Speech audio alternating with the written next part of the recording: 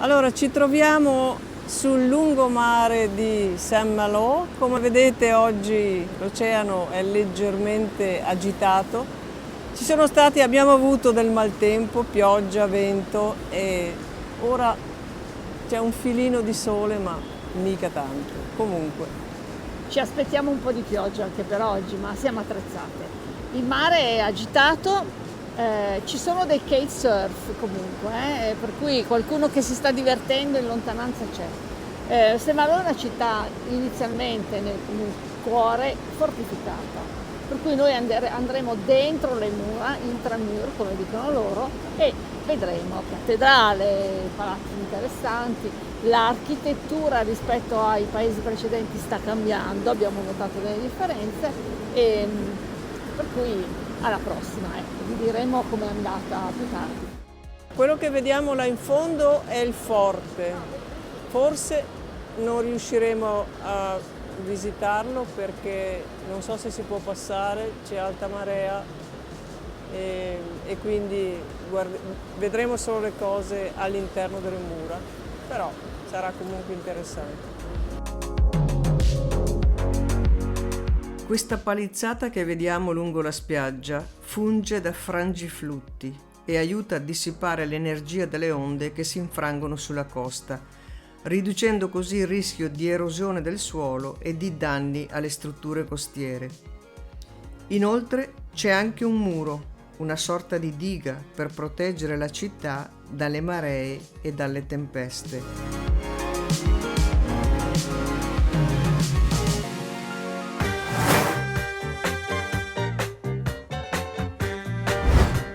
Saint-Malo è una città portuale della Bretagna, dipartimento dell'Ille-et-Vilaine, nel nord-ovest della Francia.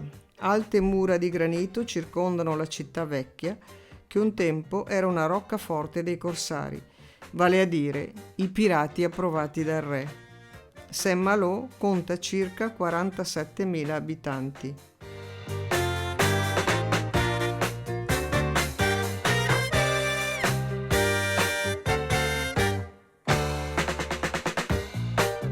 Al nostro arrivo abbiamo incrociato diverse barche a vela che stavano facendo ritorno al porto.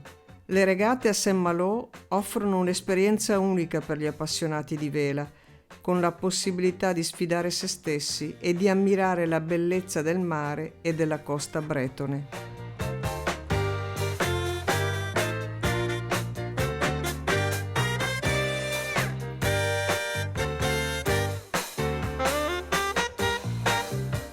Ed ecco di fronte a noi la città murata.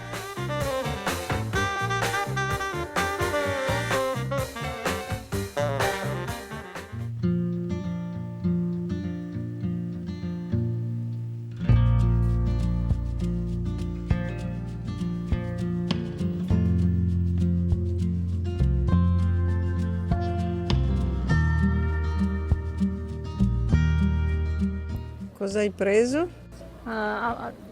Ho preso dei piani del treno marino su Mont Saint-Michel, la casa del Corsaro, e poi ho una carta della parte centrale di Saint-Malo e ce la godremo.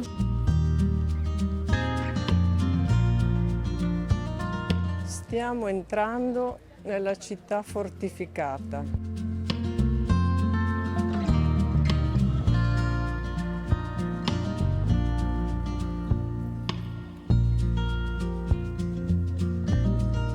Siamo a Saint-Malo e guardate qui, la perla di Napoli.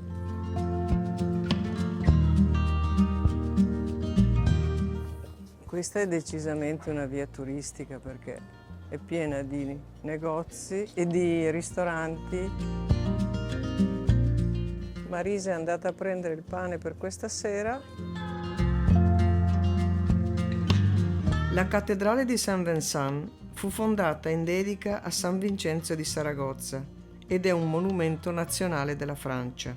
Fu costruita in un misto di stili romanico e gotico durante l'episcopato di Jean de Châtillon 1146-1163 sul sito di un'antica chiesa fondata nel VII secolo. La cattedrale subì gravi danni durante la Seconda Guerra Mondiale quando il campanile crollò sulla cappella del Sacro Cuore.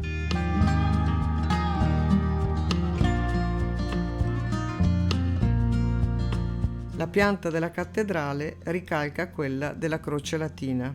Molti capitelli dei pilastri che sostengono il tetto della navata presentano incisioni grottesche e bibliche. Questi capitelli, poco visibili da terra a causa della loro altezza, risalgono al XII secolo. Il grande rosone fu opera del 1968 e sostituì quello distrutto nel 1693 durante un attacco alla cattedrale da parte degli inglesi. Le vetrate sono opera di artisti vari e raffigurano scene che raccontano la storia della città e della cattedrale. Ora immaginatevi nella maestosa cattedrale di Saint-Malo, dove i raggi del sole filtrano attraverso le splendide vetrate colorate, creando un'esplosione di colori e riflessi che sembrano danzare sulle pareti della chiesa. Un'opera d'arte vivente che trasforma lo spazio sacro in un luogo di incanto e contemplazione. Fin dall'inizio di questo viaggio ci eravamo accorte della bellezza delle vetrate delle chiese. Tuttavia, quel gioco di luci così intenso e straordinario che abbiamo visto nella cattedrale di Saint-Malo ha superato qualsiasi aspettativa. È una testimonianza della grandezza dell'arte e della maestria umana. È un invito a perdersi nella bellezza e nel mistero del luogo e lasciare che le emozioni ti travolgano. Gli antichi erano maestri nell'arte di comprendere la luce e svelarne tutti i suoi segreti. Bambini che si divertono e non hanno paura del freddo e del vento. Eccola qui, la folata di vento è tornata. Lo vedete dai capelli di Marisa, i miei no perché sono troppo corti e quindi non si nota molto. Il vento ci sta portando, spingendo in avanti. Le Corps de Garde Crêperie, eccola qui, magari andiamo a mangiarci una crepe.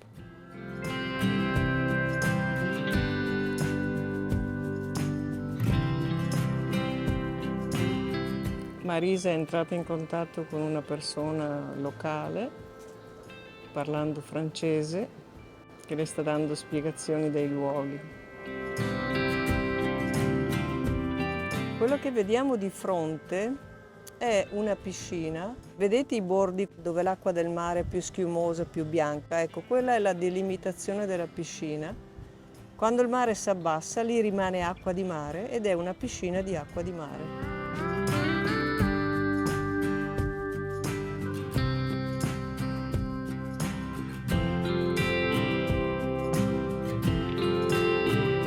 Siamo sempre a Saint-Malo, siamo sui bastioni, siamo esposti a ovest.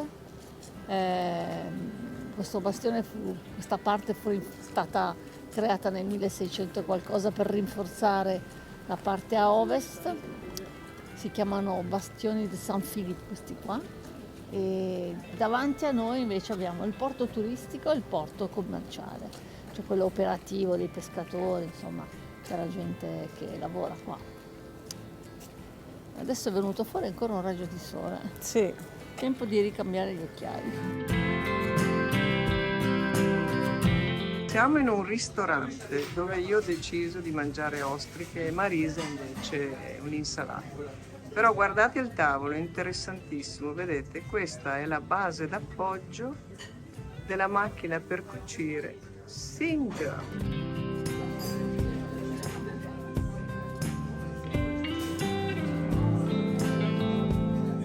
Finalmente posso assaggiare un po' di ostriche. Maria Teresa ne ha le prese con le ostriche.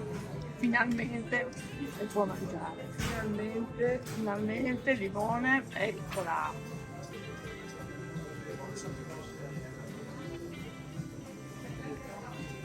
Che delizia. Finalmente le ostriche. Finalmente l'insalata. Salute.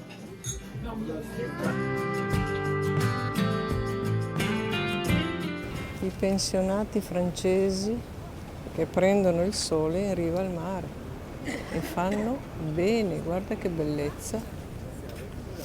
Stiamo camminando sul Mole du Noir, un pile, un'estroflessione creata dall'uomo in mezzo alla baia di Saint-Malo. Al fondo di questo mole c'è una lampada, un faro du Mole.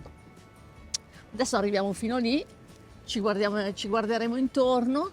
Nel golfo di Saint-Malo ci sono vari isolotti, alcuni fortificati, altri no, e il porto è molto attivo. Con questo sole splendido si sta bene. Tolgo anch'io il golfino, me lo leggo. Esatto, si sta bene senza kiwi e senza felpa. Sì, questi sono gli isolotti che abbiamo visto stamattina dalle mura e qui li vediamo da una prospettiva diversa. Anche il porto lo vediamo da un'altra prospettiva, non in controluce.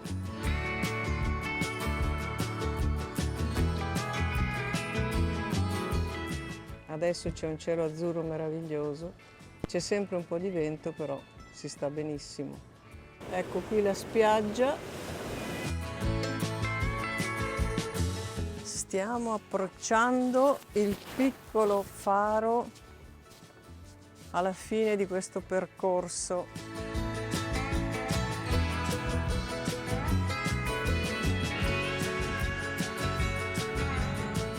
Avete visto il faro? Con noi due. E adesso facciamo il giro e torniamo indietro, però vorremmo misurare esattamente quanti metri sono, perché a vederlo dalla spiaggia sembravano 300-400 metri, ma è probabile che siano di più. Una folata di vento incredibile. È caduta una bicicletta, così come prima era caduto il mio cavalletto con il telefono. Chiudo. Siamo seduti sulla panchina a riposarci dopo aver fatto i 610 più 610, vale a dire 1 chilometro 220 metri, per andare a vedere il faro.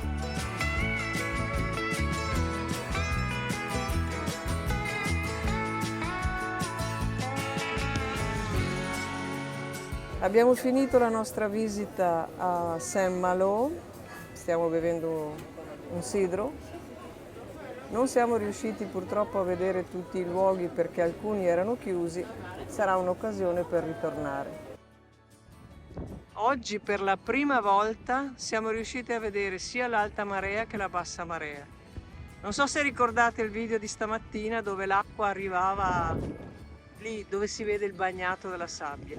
Guardate dov'è adesso? Siamo in bassa marea, il massimo della bassa marea arriverà verso le 7, quindi tra un'ora, un'ora e mezza.